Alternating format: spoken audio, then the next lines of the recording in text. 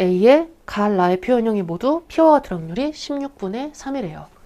그런데 이제 단위교배상 관여하는 염색체, 교배에 관여하는 염색체가 4쌍이기 때문에 이렇게 교배했을 때 나올 수 있는 경우의 수 4개죠. 여기서도 4개죠. 그렇기 때문에 경우의 수가 4분의 바, 4분의 바 이런 꼴일 겁니다. 즉, 이 4개가 모두 관여한다는 거죠. 그 말은 동형접합이 낄 수가 없어요. 그죠? 그러면 이 녀석이 1빵, 1빵 일 수밖에 없습니다. 이거를 먼저 16분의 3을 통해서 캐치를 하셔야 되고요. 그런데 여기는 미결정이지만 이 유전자 자리는 모두 결정이 됐죠? 1빵 간 교배에서 우성이 나올 확률은 4분의 3일 거예요. 그러면 16분의 3이어야 되기 때문에 여사건이 결정이 되고요. 이 4분의 1 중에 가능한 경우수 1을 좌좌 또는 좌우, 우좌, 우우 중 어떤 것으로 설정을 해도 일반성을 잃지 않죠. 일반성을 잃지 않는 거 중요합니다. 그래서 좌좌라고 설정을 하시면 그 후에 방법이 2가지가 있을 거예요. 첫 번째, 연역. 저희가 이미 알고 있는 정보를 써먹으실 수가 있겠죠? 저희가 앞서서 총 4가지를 봤을 거예요. 인인과 인반을 교배시킬 수 있는 모든 경우의 수. 인인, 반반, 인반, 그리고 반일, 반이. 이렇게 교배시키는 걸 보셨을 텐데 알고 있는 정보를 활용을 하셔도 좋으나 수능장에서는 새로운 뉴 정보가 나올 가능성이 없지 않아 있죠. 그렇기 때문에 저희는 한번 직접 채워봅시다. 염색체 지도를 채워볼게요. 알고 계신 정보를 활용하셔도 됩니다. 저희가 그러려고 스키마를 배우는 거니까.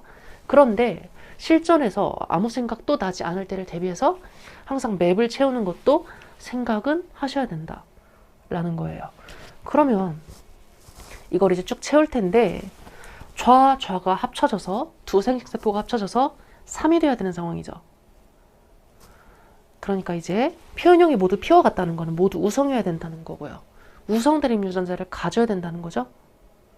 그렇기 때문에 이 녀석 교배했을 때 가나다에 대해서 모두 1을 가져야 됩니다. 저희가 대문자는 1로 쓰죠. 그냥 여기서 일반성을 잃지 않기 때문에 어떤 녀석을 가나다로 두건 어떤 녀석을 이제 1로 두건 일반성을 잃지 않기 때문에 합쳐서 모두 가나다에 대한 우성 대립 유전자를 가져야 되는데 111은 안 되시겠죠. 왜냐면 이제 좌우가 합쳐져야 되는 상황인데 안 되겠죠? 왜냐면 이제 2분의 1이 될 테니까. 그래서 1이어야 됩니다. 뭐 다른 경우 수를 해볼까요? 111로. 근데 이제 정확하게 똑같은 상황이기 때문에 자리만 바뀌고. 지금 가나다 설정이 안 됐기 때문에 111로 두시나 111로 두시나 111로 두시나 다 똑같은 경우의 수예요. 이거는 이제 고1 수학입니다. 생명과학의 영역이 아니에요. 그래요. 순열과 조합 부분입니다. 111이어야 돼요. 아, 그렇구나. 근데 여기가 까이르면 안 됐죠. 좌우를 먹으니까. 그래서 빵이어야 됩니다. 근데 빵의 6건은 1이어야 되죠. 모두 우성이니까요. 이렇게 될 거고요. 근데 좌우면 안 되니까 이렇게 조합이 안 돼야 되니까 0이어야 될 겁니다. 여기까지 괜찮으시죠? 근데 이렇게를 다 관찰을 했듯이 이렇게도 관찰할 수 있겠죠? 이렇게도 관찰할 수 있어야 되고요.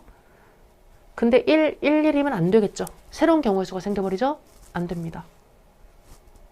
그리고요. 빵빵도 안 되죠. 빵빵이면 이제 여사건이 전부 1이어야 되는데 그러면 이 녀석이 되니까요. 그렇기 때문에 이 녀석은 1빵에 돼야 되는데 이것도 굉장히 잘 기억하셔야 되죠. 1빵으로 두나 같은 경우의 수죠. 고1 수학입니다. 이것도 이 녀석과 이 녀석은 똑같아요.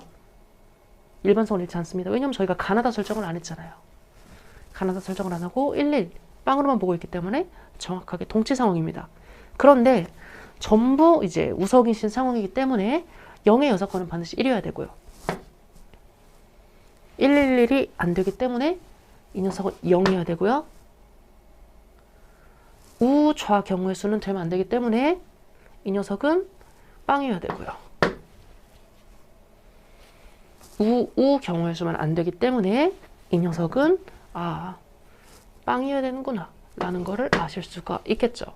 그러면 P와 Q의 유전자형은 모두 이형 접합으로 결정이 되는 거겠죠. 이렇게 풀어내 주시면 돼요.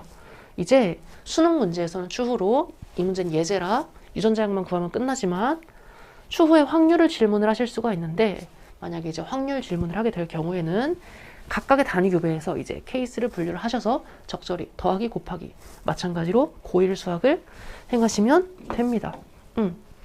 근데 이제 각각을 분류하고 연산해 보시는 거는 여러 예제를 풀면서 좀 연습을 해 보셔야 돼요. 염색체 지도 채우시는 거, 즉 맵 채우시는 것도 많이 해보셔야 되고, 연산하는 것도 결국 이제 숙련도의 문제예요.